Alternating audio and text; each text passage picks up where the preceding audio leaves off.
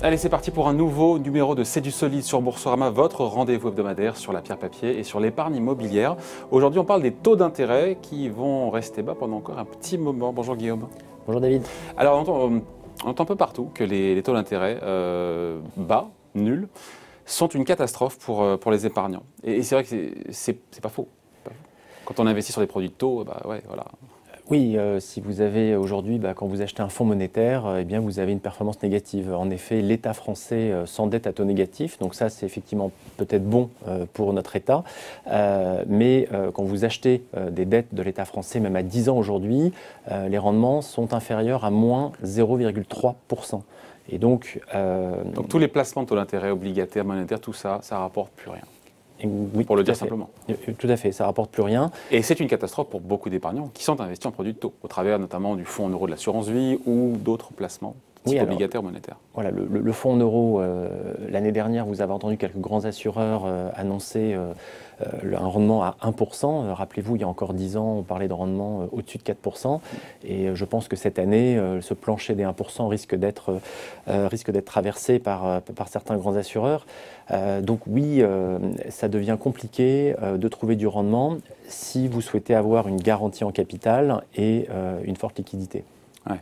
Et c'est là où, quand on regarde le différentiel, alors c'est un peu technique, mais le différentiel de rendement entre les SCPI, au-delà, autour de 4% sur 2020, je sais pas, ou un peu plus, ça dépend des maisons, et ce que rapportent les produits de taux, l'écart de rendement, il s'écarte ou pas? Il s'élargit? Il se creuse? Eh bien, en fait, l'avantage de l'immobilier, c'est que vous avez un produit qui vous assure un rendement à taux, on va dire, fixe, qui sont les loyers. Donc quand vous mettez d'accord avec un locataire, sur 9 ans, vous allez avoir un loyer fixe. Si pendant ce temps-là, les taux baissent, l'écart entre les taux d'intérêt et le rendement de l'immobilier augmente. C'est accru. On peut le dire que la surperformance n'a jamais été aussi importante pour les SCPI vis-à-vis des produits de taux. Je pose la question, je n'ai pas la réponse. Oui, non, mais je pense qu'en ce moment, on peut dire que c'est exactement le cas, puisque sur 10 ans, on a un taux à moins 0,3 sans risque et des rendements des SCPI qui sont annoncés en moyenne, je crois, un peu plus de 4%. Chez Sofidy, ça sera entre 4,3 et 4,8% sur nos principales SCPI.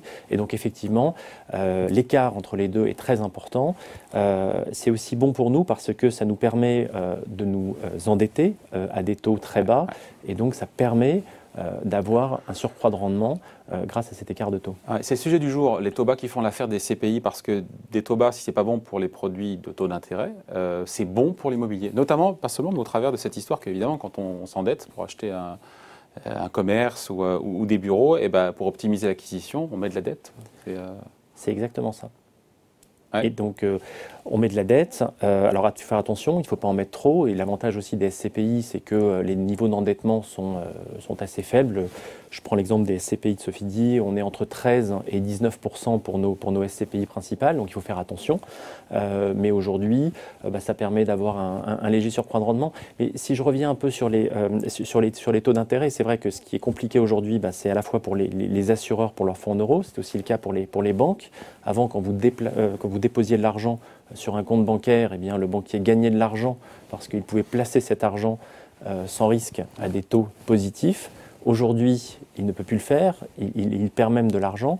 Et donc aujourd'hui, on peut dire que tous ces placements avec une visibilité des cash flows, comme le sont l'immobilier, profitent de cette phase de taux bas. Ouais. Et qui devrait le rester, parce que quand on écoute les déclarations de Christine Lagarde, la présidente de la Banque Centrale Européenne, elle l'a laissé clairement comprendre, sans le borner dans le temps, sans dire, voilà, dans 5 ans, les taux d'intérêt sont au niveau auquel ils sont aujourd'hui, mais elle a laissé entendre clairement que les taux vont rester bas pendant un bon moment. Et là, on se dit, effectivement, c'est bon pour l'immobilier, c'est bon aussi pour les CPI.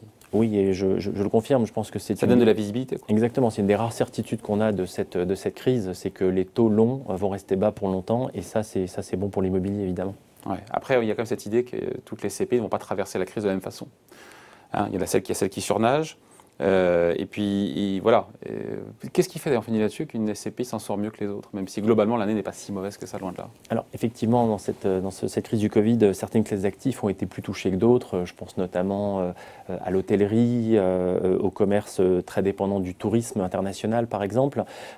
Et donc, une fois de plus, la solution, c'est de diversifier énormément son patrimoine, parce que ces activités qui ont été peut-être très touchées cette année seront peut-être les grandes gagnantes de l'année prochaine. Donc il faut à la fois diversifier, je pense, son patrimoine. En termes d'activité, en termes géographiques, en termes de...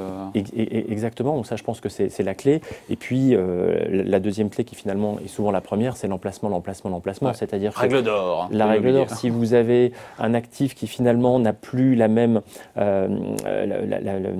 agilité, je prends des exemples de bureaux qui finalement n'ont plus le bon format, eh bien peut-être que s'il est très bien placé, ça peut devenir demain un logement, du co-living ou de la logistique du dernier kilomètre. Et donc quand vous avez de l'immobilier avec un bon emplacement, vous trouvez toujours un business model autour qui fonctionne. Voilà, donc pour celles et ceux qui regardent devant, avoir des taux bas durablement, c'est bon pour les CPI. C'est ça le message, encore une fois, qu'on voulait faire passer. Et c'est quelque chose qui rassure en ces temps comme d'incertitude, même s'il y a des espoirs de vaccins, etc., etc. Oui, je le confirme. C'est bon pour l'immobilier d'avoir des taux bas. Bon. D'ailleurs, si on devait regarder les courbes, c'est assez mathématique, c'est même pas un point de vue. Quand on regarde l'évolution des prix immobiliers, là je parle dans le résidentiel, quand on compare la courbe des taux longs, des taux d'intérêt à long terme de l'État français, on voit qu'il n'y a pas de problème. Surtout dans le résidentiel, en fait, plus les taux sont bas, plus ça augmente votre capacité à emprunter de l'argent. Ouais. Et donc aujourd'hui, le marché de l'immobilier résidentiel, notamment parisien, pour prendre un exemple, eh bien, il est conduit par la capacité d'emprunt d'un couple primo-accédant. Plus les taux sont bas, plus sa capacité d'emprunt est importante et plus le prix, j'ai envie de dire, du 60 mètres carrés ou du 50 mètres carrés augmente. Les taux bas, c'est bon pour l'immobilier, notamment pour les CPI. C'était le message du jour. Merci Guillaume. Merci David. C'est du Solide revient la semaine prochaine sur Boursorama, bien sûr.